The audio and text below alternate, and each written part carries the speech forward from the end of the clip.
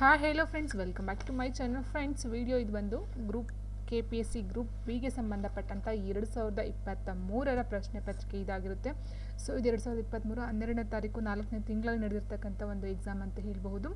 Assistant director in the department of printing stationery and publications translator in the Department of Translation and Town Planner in the Department of Town and Country Planning ಅಂತಕ್ಕಂಥ ಒಂದು group ಬಿಗೆ ಸಂಬಂಧಪಟ್ಟಂಥ paper. So ಮೇಯ್ನಾಗಿ ಹೇಳಬೇಕು ಅಂತಂದರೆ printing ಮತ್ತು stationery ಮತ್ತು ಪಬ್ಲಿಕೇಶನ್ಸ್ಗೆ ಸಂಬಂಧಪಟ್ಟಂಥ ಕ್ವಶನ್ ಪೇಪರಲ್ಲಿ ಕೇಳಿರ್ತಕ್ಕಂಥ GK ಪ್ರಶ್ನೆ ಪತ್ರಿಕೆ ಒಂದು ಇದಾಗಿರುತ್ತೆ. ಸೊ ಈಗ ನೆಕ್ಸ್ಟ್ ಗ್ರೂಪ್ ಬಿ ಎಕ್ಸಾಮ್ ಇದೆಯೋ ಅದಕ್ಕೆ ರಿಲೇಟೆಡ್ ಅಂತಲೇ ಹೇಳಬಹುದಾಗಿರುತ್ತೆ.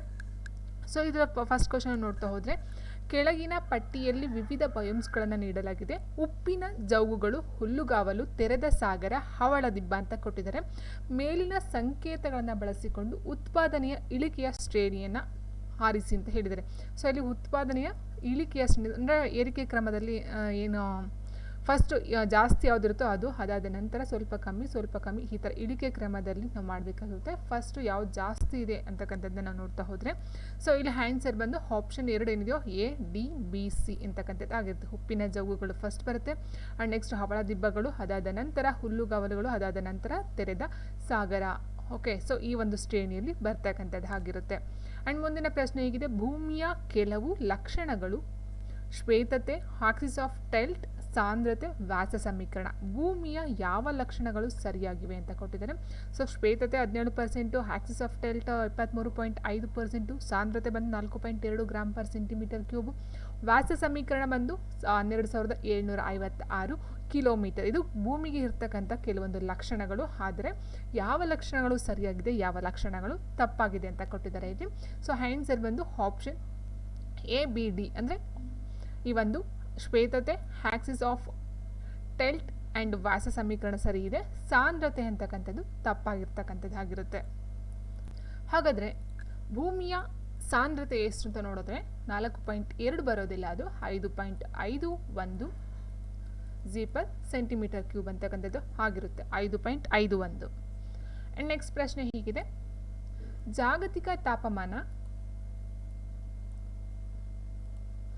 ಅಥವಾ ತಪನಕ್ಕೆ ಕಾರಣವಾದ ವಾಯುಗುಣ ಬದಲಾವಣೆಯ ಪರಿಣಾಮಗಳು ಯಾವ ರೀತಿ ಇರುತ್ತೆ, ಮೇಲೆ ನೀಡಲಾದ ಯಾವ ಹೇಳಿಕೆಗಳು ಸರಿಯಾಗಿವೆ ಅಂತ ಕೇಳಿದರೆ, ಜಾಗತಿಕ ತಾಪಮಾನಕ್ಕೆ ಸಂಬಂಧಪಟ್ಟಂಥ ಕಂಟೆಂಟ್ ಅಥವಾ ವಿಷಯಗಳನ್ನು ನಾವಿಲ್ಲಿ ನೋಡ್ತಾ ಹೋಗಬೇಕಾಗುತ್ತೆ.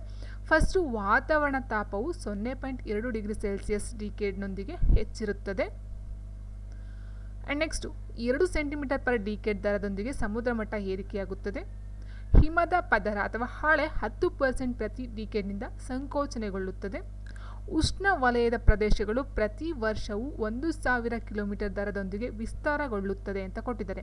ಮೇಲೆ ನೀಡಲಾದ ಯಾವ ಹೇಳಿಕೆ ಅಥವಾ ಹೇಳಿಕೆಗಳು ಸರಿಯಾಗಿದ್ದಾವೆ ಅಂತ ನೋಡೋದಾದರೆ ನಾವು ಇಲ್ಲಿ ಆಪ್ಷನ್ 1 ಮತ್ತು 2 ಏನಿದೆಯೋ ಅಂದರೆ A ಮತ್ತು B ಏನಿದೆಯೋ ಇದೆರಡು ಸರಿಯಾಗಿದೆ. ಇಟ್ ಮೀನ್ಸ್ ವಾತಾವರಣದ ತಾಪವು 0.2 ಡಿಗ್ರಿ ಸೆಲ್ಸಿಯಸ್ ಡಿಕೇಡ್ನೊಂದಿಗೆ ಹೆಚ್ಚಿರುತ್ತದೆ ಅಂತಕ್ಕಂಥದ್ದು, ಮತ್ತು 2 ಸೆಂಟಿಮೀಟರ್ ಡಿಕೇಡ್ ದರದೊಂದಿಗೆ ಸಮುದ್ರ ಮಟ್ಟ ಏರಿಕೆಯಾಗುತ್ತದೆ. ಇವೆರಡು ಸರಿಯಾಗಿರ್ತಕ್ಕಂಥದ್ದಾಗಿರುತ್ತೆ. ಹಾಗಾಗಿ ಆನ್ಸರು ಆಪ್ಷನ್ 1 A ಮತ್ತು B ಆಗಿರ್ತಕ್ಕಂಥದ್ದು. ಮುಂದಿನ ಪ್ರಶ್ನೆ ಹೀಗಿದೆ, ಭೂಮಿಯ ಮೇಲಿನ ನೀರಿನ ಹಂಚಿಕೆ ಸಾಗರ ಬಂದು 97%, ಹಿಮ ಮತ್ತು ಬೆಟ್ಟ ಬಂದು 1%, ಅಂತರ್ಜಲ ಬಂದು 1.5%, ನದಿಗಳು ಮತ್ತು ಸರೋವರಗಳು ಬಂದು 1% ಅಂತ ಕೊಟ್ಟಿದ್ದಾರೆ. ಕೆಳಗೆ ನೀಡಲಾದ ಸಂಕೇತಗಳನ್ನು ಬಳಸಿಕೊಂಡು ತಪ್ಪಾದ ಉತ್ತರಗಳನ್ನು ಆರಿಸಿ. ಇಲ್ಲಿ ಯಾವುದ್ಯಾವ್ದು ತಪ್ಪಾಗಿದೆಯೋ ಅದನ್ನು ನಾವು ಆಯ್ಕೆ ಮಾಡಬೇಕಾಗುತ್ತೆ. ನೋಡಿ ಫ್ರೆಂಡ್ಸ್, ಸಾಗರ ಅಂತಕ್ಕಂಥದ್ದು ಇರ್ತಕ್ಕಂಥದ್ದು 96.5%. ಸೊ ಹಾಗಾಗಿ ಇದು ಸಹ ತಪ್ಪಾಗ್ತಕ್ಕಂಥದ್ದು ತಪ್ಪಾಗುತ್ತೆ. 96.5% ಸಾಗರಗಳಲ್ಲಿ ಇರ್ತಕ್ಕಂಥ ಓಸಿಯನ್ ನೀರು ಬಂದು 96.5%. ಆ್ಯಂಡ್ ಹಿಮ ಮತ್ತು ಬೆಟ್ಟಗಳು ಅಂತ ಏನು ಕೊಟ್ಟಿದ್ದಾರೋ, ಹಿಮ ಮೀನ್ಸ್ ಐಸ್ಕಾಪ್ ಏನು ಬರುತ್ತೋ, ಸೊ ಅದು ಬಂದು 1% ಅಂತ ಕೊಟ್ಟಿದ್ದಾರೆ. ಸೊ ಅದು ಬಂದು 1.7% ಆಗಿರುತ್ತೆ. ಸೊ ಹಾಗಾಗಿ ಇದು ಸಹ ತಪ್ಪಾಗತಕ್ಕಂಥದ್ದು. ಇನ್ನು ನೆಕ್ಸ್ಟ್ ಬಂದು ಅಂತರ್ಜಲ ಅಂತ ಕೊಟ್ಟಿದ್ದಾರೆ 1.5%. ಸೊ ಇದು ಸಹ 1.7% ಬರ್ತಕ್ಕಂಥದ್ದು. ಸೊ ಹಾಗಾಗಿ ಇದು ಸಹ ತಪ್ಪಾಗುತ್ತೆ. ಓಕೆ, ಆ್ಯಂಡ್ ನದಿಗಳು ಮತ್ತು ಸರೋವರಗಳು ಏನು ಕೊಟ್ಟಿದ್ದಾರೋ 1% ಅಂತಕ್ಕಂಥದ್ದು. ಸೊ ನೋಡಿ, ಇಲ್ಲಿ ನೀವು ಟೋಟಲಾಗಿ ಮಾಡ್ತಾ ಹೋದಾಗ ಇಲ್ಲಿ ಬರ್ತಕ್ಕಂಥದ್ದು 0.1% ಬರ್ತಕ್ಕಂಥದ್ದು ಆಗಿರುತ್ತೆ. ಓಕೆ, ಸೊ 0.1% ಬರುತ್ತೆ. ಸೊ ಇಲ್ಲಿ ಕೊಟ್ಟಿರ್ತಕ್ಕಂಥ 4 ಹೇಳಿಕೆಗಳು ತಪ್ಪಾಗಿರ್ತಕ್ಕಂಥದ್ದು. ಸೊ ಹಾಗಾಗಿ ಇಲ್ಲಿ ಆನ್ಸರ್ ಯಾವುದು ಸಹ 4 ತಪ್ಪಾಗಿದೆ ಅಂತ ಕೊಟ್ಟಿಲ್ಲ. ಹಾಗಾಗಿ ಆನ್ಸರ್ ಬಂದು ABCD 4 ಸಹ ಮೇಲಿನ ಎಲ್ಲವೂ ಸಹ ತಪ್ಪಾಗಿರ್ತಕ್ಕಂಥದ್ದು ಆಗಿರುತ್ತೆ. ಸೊ ನೋಡಿ, ಈ ರೀತಿ ಇರುತ್ತೆ. Water covers about 71% of the earth surface with seas and ocean making up most of the water volume. So ಅಂದರೆ ಈ ಒಂದು ಏನೋ 71% ನೀರಿಂದ ಆವೃತವಾಗಿದೆಯೋ ಭೂಮಿ, ಅದರಲ್ಲಿ 96.5% ಬಂದು ಈ ಒಂದು ಓಷನ್ಗಳಿಂದ ಆಗಿರ್ತಕ್ಕಂಥದ್ದು. ಇನ್ನು ಗ್ರೌಂಡ್ ವಾಟರ್ ಅಂತ ಹೇಳಿದ್ರೆ ಅಂತರ್ಜಲ ಬಂದು 1.7% ಇರುತ್ತೆ. ಆ್ಯಂಡ್ ಗ್ರೋಸಿಯಸ್ ಆ್ಯಂಡ್ ಐಸ್ ಕ್ಯಾಪ್ಸ್ ಬಂದು ಅದು ಬಂದು 1.7% ಇರ್ತಕ್ಕಂಥದ್ದು. ಇನ್ನು ಉಳಿದಿರ್ತಕ್ಕಂಥದ್ದು 0.01% ಅಂತಕ್ಕಂಥದ್ದು ಬಂದು ಇನ್ನು ಉಳಿದಿರ್ತಕ್ಕಂಥ ಈ ಒಂದು ಫ್ರೆಶ್ ವಾಟರ್ ಅಥವಾ ಏನು ಕುಡಿಯೋ ನೀರು, ಸಿಹಿ ನೀರು ಅಂತ ಹೇಳ್ತೀವೋ ಅದಕ್ಕೆ ಸಂಬಂಧಪಟ್ಟಂತೆ ಆಗಿರುತ್ತೆ. ಓಕೆ ಫ್ರೆಂಡ್ಸ್, ಆ್ಯಂಡ್ ನೆಕ್ಸ್ಟ್ ಮುಂದಿನ ಪ್ರಶ್ನೆ ಹೀಗಿದೆ.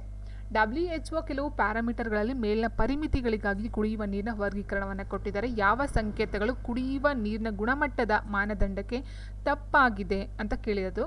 ಸೊ ನೋಡಿ, ಇಲ್ಲಿ F-1.5 mg/L ಅಂತ ಕೊಟ್ಟಿದ್ದಾರೆ, AS ಕೊಟ್ಟಿದ್ದಾರೆ, NO3 ಕೊಟ್ಟಿದ್ದಾರೆ, Cl2 ಕೊಟ್ಟಿದ್ದಾರೆ.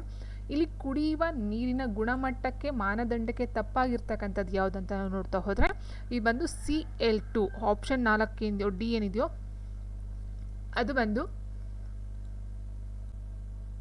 ಸರಿ ಇರ್ತಕ್ಕಂಥದ್ದು. ಮತ್ತು F-1.5 ಎಂದು ಇದು ಸರಿ ಇರ್ತಕ್ಕಂಥದ್ದು. ಇವೆರಡು ಸರಿ ಇದೆ. ಇಲ್ಲಿ ಕೇಳಿರ್ತಕ್ಕಂಥ ತಪ್ಪಾಗಿರ್ತಕ್ಕಂಥದ್ದು ಯಾವುದು ಅಂತ ಕೇಳಿದರೆ ಇಲ್ಲಿ B ಮತ್ತು C ಎರಡು ತಪ್ಪಾಗಿರುತ್ತೆ. ಹಾಗಾಗಿ ಆನ್ಸರು ಆಪ್ಷನ್ 4 ಆನ್ಸರ್ ಆಗುತ್ತೆ ಇದಕ್ಕೆ. ಆ್ಯಂಡ್ ನೆಕ್ಸ್ಟು, ನೀರಿನಲ್ಲಿರುವ ಮಲಿನತೆಯ ಭಾರ, ಲೋಹಗಳು ಮತ್ತು ಇತರೆ ಕರಗುವ ಪದಾರ್ಥಗಳ ಕೆಳಗೆ ನೀಡಲಾಗಿರುವ ಕೆಲವು ಕಾಯಿಲೆಗಳಿಗೆ ಸಂಬಂಧಿಸಿದೆ. ಮೇಲೆ ನೀಡಲಾದ ಎಷ್ಟು ಜೋಡಿಗಳು ತಪ್ಪಾಗಿ ಹೊಂದಾಣಿಕೆಯಾಗಿವೆ ಅಂತ ಕೇಳಿದರೆ ಫ್ರೆಂಡ್ಸ್, ಫಸ್ಟ್ಗೆ ನಮ್ಗೆ ಗೊತ್ತಾಗಬೇಕು ಇಲ್ಲಿ ಯಾವುದಕ್ಕೆ ಯಾವ್ಯಾವುದು ಒಂದು ಕಾಯಿಲೆ ಬರುತ್ತೆ ಅಂತಕ್ಕಂಥ ನಮ್ಗೆ ಗೊತ್ತಾಗಿರಬೇಕಾಗಿರುತ್ತೆ. ಸೊ ಫಸ್ಟ್ಗೆ ನಾವು ನೋಡ್ತಾ ಹೋದರೆ ಜೋಡಿಗಳು ತಪ್ಪಾಗಿ ಹೊಂದಾಣಿಕೆಯಾಗಿವೆ ಅಂತ ಕೊಟ್ಟಿದ್ದಾರೆ. ಫ್ರೆಂಡ್ಸ್ ನೋಡಿ, ಇಲ್ಲಿ HG ಅಂತ ಏನು ಕೊಟ್ಟಿದ್ದಾರೆ ಮರ್ಕ್ಯೂರಿ. ಸೊ ಮರ್ಕ್ಯೂರಿಗೆ ಒಂದು ಬರ್ತಕ್ಕಂಥ ಒಂದು ಡಿಸೀಸಸ್ ಯಾವುದಂತ ಹೇಳಿದ್ರೆ ಕಾಸಸ್ ಅಂತ ಹೇಳಿದರೆ ಇದು ಬಂದು ಮಿನಿಮಾಟ ಬರ್ತಕ್ಕಂಥದ್ದು. HG ಮರ್ಕ್ಯೂರಿಯಿಂದ ಮಿನಿಮಾಟ ಬರ್ತಕ್ಕಂಥದ್ದು. ಆ್ಯಂಡ್ ಕ್ಯಾಡ್ಮಿಯಂ CD ಕೊಡ್ತಾರಲ್ವ, ಕ್ಯಾಡ್ಮಿಯಮಿಂದ ಬರ್ತಕ್ಕಂಥದ್ದು ಈಟಾ ಈ ರೋಗ. ಸೊ ಇದು ಎಕ್ಸ್ಚೇಂಜ್ ಆಗಿದೆ. ಆ್ಯಂಡ್ ನೆಕ್ಸ್ಟ್ ಹಾರ್ಗನಿಂದ ಕಪ್ಪು ಪಾದ ಕಾಯಿಲೆ ಬರುತ್ತೆ.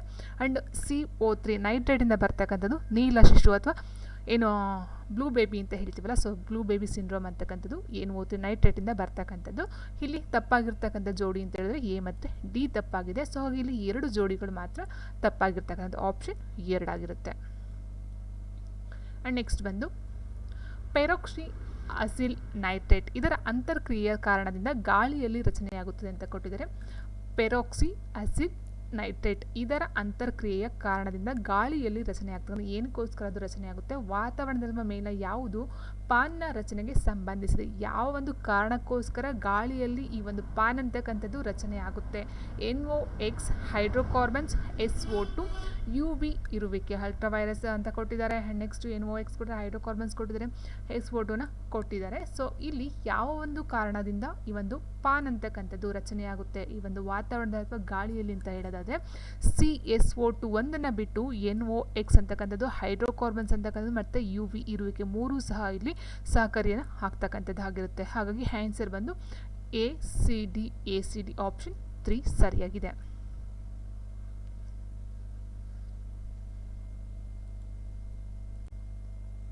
ಸಾರಿ, ಸಿ ತಪ್ಪಾಗಿದೆ ಅಲ್ವಾ. ಸೊ ಇಲ್ಲಿ ಆಪ್ಷನ್ 2 ABD ಸರಿಯಾಗಿರ್ತಕ್ಕಂಥದ್ದು. ನೆಕ್ಸ್ಟ್ ಬಂದು ಕಾಲಮ್ 1 ಮತ್ತು ಕಾಲಮ್ 2 ಕೊಟ್ಟಿದ್ದಾರೆ, ಹೊಂದಿಸಿ ಬರೆಯಿರಿ ಅಂತ ಹೇಳಿದ್ದಾರೆ. ಸೊ ಈ ರೀತಿ ಕ್ವಶನ್ಸ್ ಇದೆ. ಬಿನ್ಸ್ನಾಯ್ ಸಮೂಹ, ಚಿಪ್ಕೋ ಚಳುವಳಿ, ಮಾಂಟ್ರೋಲ್ ಪ್ರೋಟೋಕಾಲ್, ಕ್ಯಾಟೋ ಪ್ರೋಟೋಕಾಲ್ ಅಂತ ಕೊಟ್ಟಿದ್ದಾರೆ. ಈ ಒಂದು ಸರಿಯಾಗಿ ಮ್ಯಾಚನ್ನ ನಾವು ಮಾಡಬೇಕಾಗಿರ್ತಕ್ಕಂಥದ್ದು ಆಗಿರುತ್ತೆ. ಸೊ ನೋಡಿ, ಇಲ್ಲಿ ಬಿನ್ಸ್ನಾಯ್ ಸಮೂಹ ಅಂತಕ್ಕಂಥದ್ದು ಬಂದು ರಾಜಸ್ಥಾನದಲ್ಲಿ ಕಂಡು ಬರ್ತಕ್ಕಂಥದ್ದು. ಚಿಪ್ಕೋ ಚಳುವಳಿ ಬಂದು ಗರ್ವಾಲ್ ಹಿಮಾಲಯಸಲ್ಲಿ ಕಂಡು ಬರ್ತಕ್ಕಂಥದ್ದು. ಮಾಂಟ್ರೋಲ್ ಪ್ರೋಟೋಕಾಲ್ ಬಂದು ಓಝೋನ್ ಡಿಪ್ಲೇಟಿಂಗ್ ಪದಾರ್ಥಗಳ ಉತ್ಸರ್ಜನೆ ಕಡಿಮೆ ಮಾಡ್ತಕ್ಕಂಥದ್ದು.